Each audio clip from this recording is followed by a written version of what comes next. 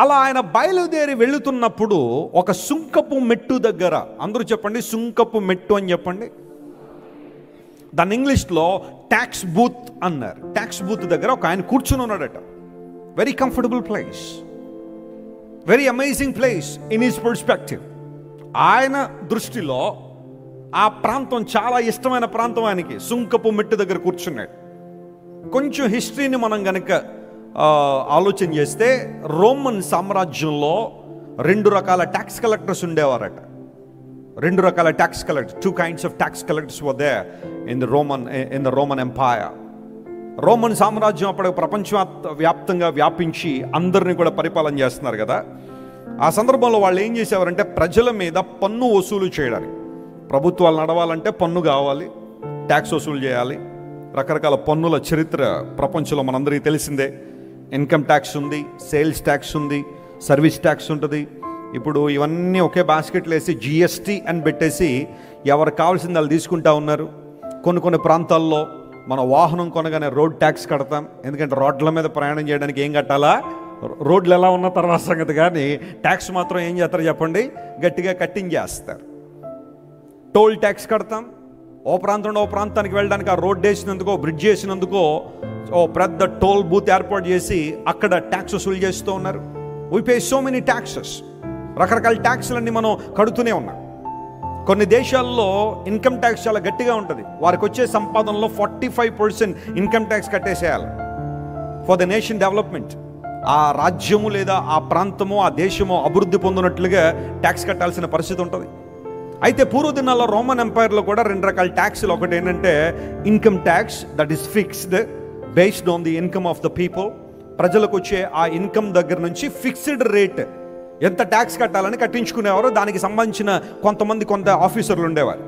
అయితే రెండో రకమైన ట్యాక్స్లు ఏంటి అంటే, నేను ఇప్పుడు దాకా చెప్పినట్టుగా టోల్ ట్యాక్స్ వసూలు చేసేవాళ్ళు. ఒక రోడ్డును ఉపయోగించుకున్నా, ఒక బ్రిడ్జ్ను ఈయన లేకపోతే ఒక ఏరియా నుంచి పాస్ అవ్వాలన్నా అక్కడ కొన్ని టోల్ బూత్లు ఏర్పాటు చేసేవారు, సుంకపు మెట్టులు ఏర్పాటు చేసేవారు. అక్కడ ఆఫీసర్ కూర్చునేవాడు. ఈయన ఏం చేశాడంటే, రోమన్ గవర్నమెంట్ దగ్గర బిడ్ వేసేవాళ్ళు అనమాట. బిడ్డింగ్ అంటే తెలుసు కదా, మేము ఈ సుంకపు మెట్టు కైవసం చేసుకోవడానికి నేను ఎంత డబ్బులు మీకు ఇస్తాను సంవత్సరానికి అని చెప్పి బిడ్ వేస్తారు. రోమన్ గవర్నమెంట్ దాన్ని అప్రూవ్ చేసిన తర్వాత ఇకపై ఆ బిడ్ని వారు తీర్చడానికి లేకపోతే ఆ అమౌంట్ కట్టడానికి వీరు ప్రజల దగ్గర నుండి ఎంతైనా తీసుకోవచ్చు. ఒక ఫిక్స్డ్ రేట్ అనేది ఉండేది కాదు. అందును బట్టి ఈ సుంకపు గుత్తదారులు ఏం చేసేవారంటే, ఈ ట్యాక్స్ కలెక్టర్స్ ఏం చేసేవారంటే, ప్రతిరోజు ఆ సుంకపు మెట్టు దగ్గర కూర్చుని ప్రజలు ఇవ్వాల్సిన దానికన్నా ఎక్కువ వసూలు చేసి రోమన్ గవర్నమెంట్కి కొంత చెల్లించి మిగతా అంతా ఎక్కడ వేసుకునేవారు అనమాట, వారి బ్యాగ్లో వేసుకునేవారు. That means, in that sense, we can understand that's the seat of a corruption. ఈ సుంకపు గుత్తదారుడైన లేవి ఆ ప్రాంతంలో కూర్చున్నాడంటే ఒక అవినీతితో కూడిన కుర్చీ అది, ఒక అవినీతితో కూడిన మెట్టు అది, దురాశతో కూడిన మెట్టు అది. It's a seat of greed. దురాశ ఉంది అతనిలో. అందును బట్టి ప్రజలందరూ ఏం చేసేవారంటే ఆ వ్యక్తుల్ని అతి తీవ్రంగా ద్వేషించేవారు. Usually they were despised by people. ఎక్కడ సమయం వస్తుందా, ఎక్కడ అవకాశం వస్తుందా ఇలాంటి వాళ్ళని ఒక ఆట పట్టించాలన్నట్టుగా ప్రజలు చూస్తుండేవారు. కాబట్టి సుంకపు గుత్తదారులకి పెద్ద మంచి పేరు ఉండేది కాదు ఆ సమాజంలో. ఎందుకోసం? వాళ్ళు అవినీతితో నింపబడ్డారు, దురాశ వారిలో ఉంది, దౌర్జన్యం చేసేవాళ్ళట. ఒకళ్ళు ఎవరైనా ట్యాక్స్ కట్టకపోతే they were so notorious and they were so rude towards people. శాంతంగా ప్రేమతో, అమ్మ ట్యాక్స్ కట్టమ్మా, బాబు ట్యాక్స్ కట్టండి అడిగితే ఎవరు కడతారు. కాబట్టి యూజువల్గా ఆ సుంకపు మెట్టు దగ్గర కూర్చున్న సుంకపు గుత్తదారులు వారి ప్రక్కన టీం అంతా కూడా చాలా కఠినంగా ఉండేవారు, దౌర్జన్యం చేసేవారు. కొన్ని బ్యాంకుల్లో కూడా రికవరీ టీంలు ఉంటాయి. వాళ్ళు ఏం చేస్తారు ఎప్పటికొచ్చు, ఇంటికి వెళ్ళి అప్పులు కట్టాల్సిన వాళ్ళని, అమ్మ బాబు కొంచెం అప్పు కొట్టినాయన, బాబు కొంచెం ఇవ్వు నాయన అంటారా? రికవరీ టీంలు ఇంటికి వచ్చేట పరిస్థితి ఎలా ఉంటుంది? ఇంట్లో ఏది దొరికితే పట్టుకుపోతారు. టీవీ ఉంటే టీవీ, బండి ఉంటే బండి, బైక్ ఉంటే బైక్, కారు ఉంటే కారు పట్టుకెళ్ళిపోతారు. ఎందుకంటే రికవరీ టీం వాళ్ళు కఠినంగానే ఉంటారు. That's what happening. The seat of corruption, the seat of greed, the seat of notorious mind. ఇలాంటి భయంకరమైన సుంకపు గుత్త దగ్గర లేవి అనబడే ఒక వ్యక్తి కూర్చున్నాడు. లీవాయ్ అనేది ఒక హిబ్రూ నేమ్. అది హిబ్రూ నేమ్. యాకోబు గారి పిల్లల్లో ఒక కుమారుడికి ఏం పేరు ఉంది చెప్పండి? లేవి అని అర్థం. లేవి అనే పేరు ఉంది. లీవాయ్. ఇంగ్లీష్లో లీవాయ్ అనే మాటకు అర్థం ఏంటో తెలుసా? హత్తుకునువాడు అని అర్థం. చెప్పండి, లీవాయ్ అనే మాటకు అర్థం ఏంటి? లేవి అనగా హత్తుకునువాడు అని అర్థం. పేరైతే బాగానే ఉంది, కానీ ఈయన ఏం హత్తుకుంటున్నాడంటే లంచాలను హత్తుకుంటున్నాడు, దురాశతో వచ్చే ధనాన్ని హత్తుకుంటున్నాడు. ఈ లేవి హత్తుకోవాల్సిన వాటిని హత్తుకోవట్లేదు, కానీ హత్తుకోకూడని వాటిని ఏం చేస్తున్నాడు చెప్పండి? హత్తుకుంటున్నాడు. ఏమన్నా హత్తుకోవడం మంచిదే కదా. పిల్లలు మన దగ్గరికి వచ్చి మన పిల్లలు వాళ్ళని ఏం చేస్తాం చెప్పండి? హగ్గిస్తాం, హత్తుకుంటాం. హత్తుకోవడం మంచిదని చెప్పి ఎవరైనా ట్రాన్స్ఫార్మర్ని హత్తుకున్నారు అనుకోండి, ఏమైంది? అది బాగా హత్తుకుంటుంది వాళ్ళని. ఒక్కసారి దానిలో ఉన్న పవర్ అలా రిలీజ్ చేయగానే ఇంకా హత్తుకోవడానికి ఏముండదు. ఇంకా హత్తుకోవడం మంచిదే, కానీ వేటిని హత్తుకుంటున్నావు? లేవి దేవుణ్ణి హత్తుకోవాల్సిన వాడు. ఒక చక్కని పేరును పెట్టుకున్నాడు ఇతను. లీవాయ్ అనేది one of the most powerful names. In fact ఆ లేవీలనే ఆ తర్వాత కాలంలో దేవుడు యాజకులుగా చేసుకున్నాడు. ఆ లేవి సంతతిలో ఉన్న అహరోను బిడ్డలను ప్రధాన యాజకులుగా దేవుడు నియమించాడు. They are a tribe of priesthood. దేవుని సేవించేవారు, దేవుని కృపలో వర్ధిల్లాల్సిన వారు వాళ్ళు.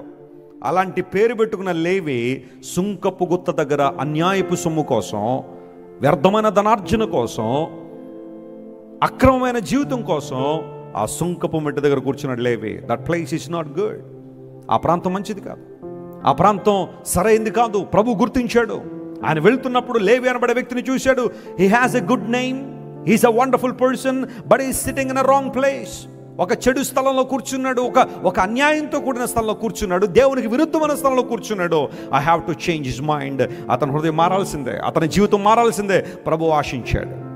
యేసు ప్రభు ఏం మార్చడానికి వచ్చాడు ఈ లోకానికి? ఏం మార్చాలని ప్రభు ఆశిస్తున్నాడంటే నీ మతాన్నో, నీ కులాన్నో, లేకపోతే మరొక విధానాల్లో మార్చాలని కాదు, కానీ పాడైపోయిన నీ జీవితాన్ని, పాడైపోయిన నీ బ్రతుకును ఏ మెట్టు దగ్గరను కూర్చుండిపోయి ఇక చాలు, ఇది చాలు, ఈ జీవితమే నాకు మేలని అనుకుంటున్నావో ఆ భయంకరమైన ఆ సుంకపు మెట్టు నుండి నేను విడిపించాలనే నా యేసయ్య లోకానికి వచ్చాడు. నమ్మిన వారు దేవునికి గట్టిగా మహిమను చెల్లిద్దాం. Hallelujah, glory to God. He is the life changing God. ఆయన మనస్సులో మార్చడానికి లోకానికి వచ్చిన నిజ రక్షకుడు ఆయన. లేవి పేరు చాలా మంచిదే. లేవాయ్ ఈజ్ ఎ హీబ్రూ నేమ్. కానీ దేవుడు అతన్ని ఎంతగా మార్చాడు అంటే, ఎంతగా దేవుడు అతన్ని బలపరిచాడంటే ఆయన్నే మత్తయి అని కూడా పిలుస్తారు. చెప్పండి, ఈ లేవి గారిని ఏమని పిలుస్తారు చెప్పండి? మత్తయి అని కూడా పిలిచారు. దేవుడు ఎంతగా ఈయన్ని దీవించారంటే, ఒక రోజున సుంకపు గుత్త దగ్గర అకౌంట్లన్నీ రాసుకుంటున్న ఈయన్ను పరిశుద్ధాత్మ దేవుడు అభిషేకించి యేసయ్య సువార్త రాసేవాడిగా నిలబెట్టాడు. స్తోత్రం చెప్పండి, హల్లెలూయా. What a transformation. మీరు నూతన నిబంధన తెరవగానే మొట్టమొదటి సువార్త ఎవరిది వస్తుందో తెలుసా? మత్తయి గారిది. ఈయనే ఈ సుంకపు గుత్త దగ్గర అన్యాయపు సొమ్ము కోసం, సుంకపు మెట్టు దగ్గర అన్యాయపు సొమ్ము కోసం అలవాటు పడిపోయిన వ్యక్తి, ఆ మెట్టు మీద కూర్చుంటే చాలని జీవిత పరమార్థం ఇదే అని ప్రజలందరూ నిందించిన, హేళన చేసిన, తప్పుగా మాట్లాడిన అక్కడే కూర్చుని దానికి అలవాటు పడిన ఈ వ్యక్తినే దేవుడు అభిషేకించి రక్షకుడిని యేసే సువార్తను రాసే స్థానాన్ని తీసుకెళ్ళాడు. అంటే ప్రభు యొక్క మంచితనం ఎంత గొప్పదో ఆలోచించే. Your past life doesn't matter with God. చాలాసార్లు మీ నీ గత జీవితం ఏంటో ప్రభు పట్టించుకోవట్లేదు. నీ గత జీవితాన్ని బట్టి దేవుడు ఎప్పుడు నీ భవిష్యత్తును శాసించేవాడు కాదు ఆయన.